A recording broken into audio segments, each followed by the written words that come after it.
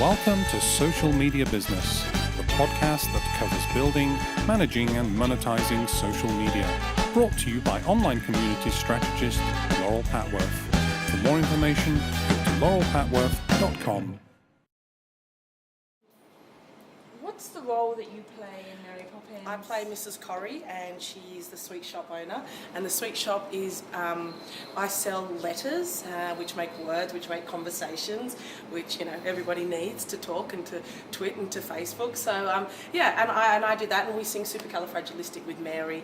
And I used to look after Mr. Banks when he was a child as well. So it's kind of coming around. Mrs. Corrie is a very worldly. She's thousands and thousands of years old. She's actually ageless, so she's fantastic. She's really great. She's seen it all, been there, done that. Okay. She's fantastic, so she's really fun.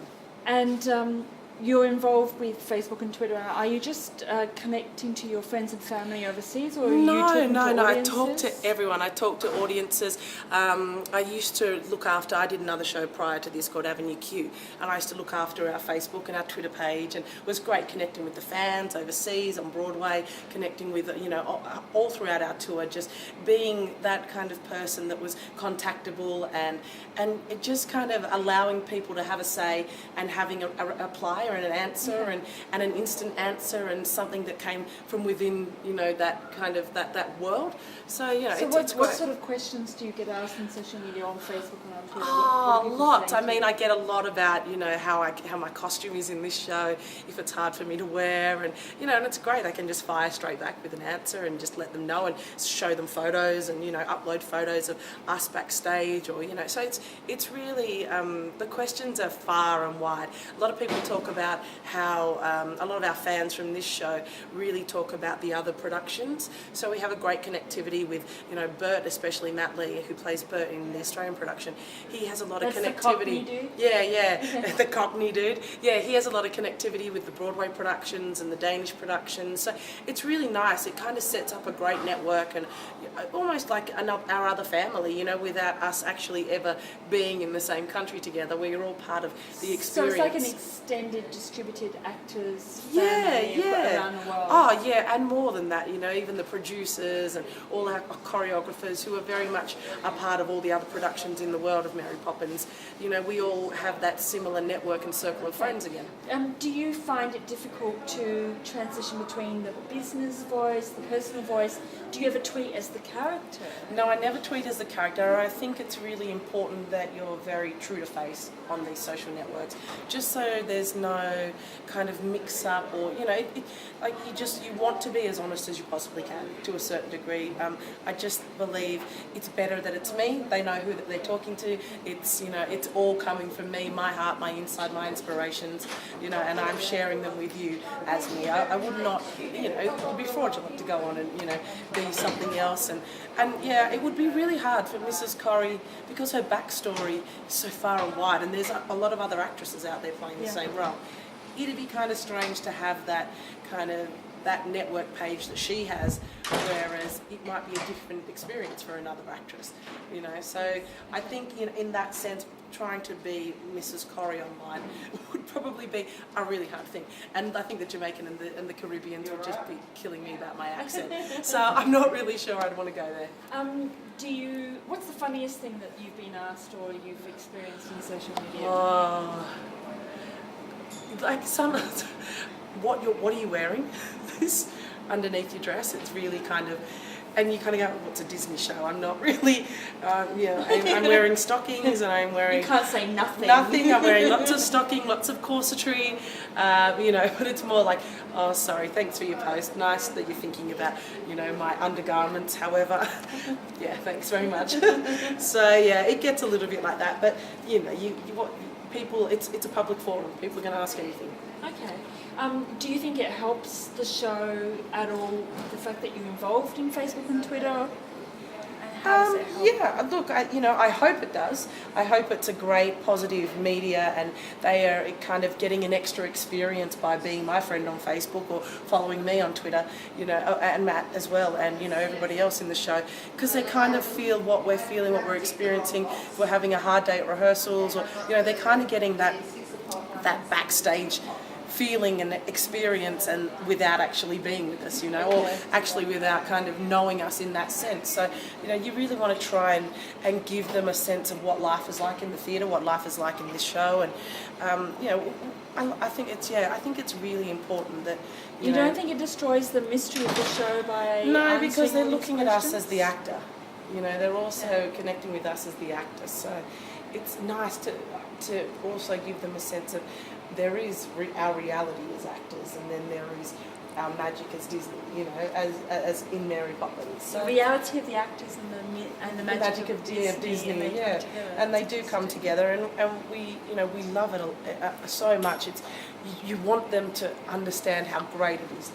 The show is fantastic. Being in it is magical. Coming out and seeing their faces every night, to audience and that just are beaming and crying and completely emotive. It's like every emoticon I could possibly use on a Twitter face is what you see out there in the audience every night. And we want them to understand that we're really thankful that they're coming to see us, and we really do appreciate that they come and see us every night. It's really cool. So just two more questions. I guess the first one is the generation that's coming up, and I noticed there were some young people in the audience. The ones that weren't so young that it was getting late. It was 8 o'clock and 9 o'clock and 10 o'clock, and they were struggling a bit. But there was quite a few that were jumping up and down and singing along.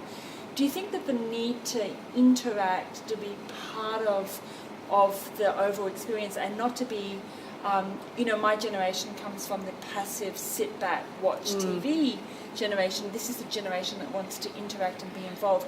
Do you think that's going to change social theatre, social entertainment? Yeah, it could. I mean, as I was saying, we went to Kylie last night, and as soon as she came out on stage, and as soon as she came out on stage, everybody's phones and cameras and tweets were up, and it was just like a sea of, we were sitting behind the dance floor, and it was just a sea of, social networking devices, technology, and I was like, wow, that's a little bit too much. I have to say, I went to pull my phone out so I could tweet something, and then I looked around and thought, this isn't the place to do it, because you don't share the theatre experience during the experience. You share it before and after. And look, and I think with Disney and with this particular production and this story, it's such a beautiful story, and I can probably guarantee that all the grandmas and great grandmas have shown their children and their children's children and their children's children's children the video before coming to see the show. Hence why they come, and it's such a beautiful storybook classic.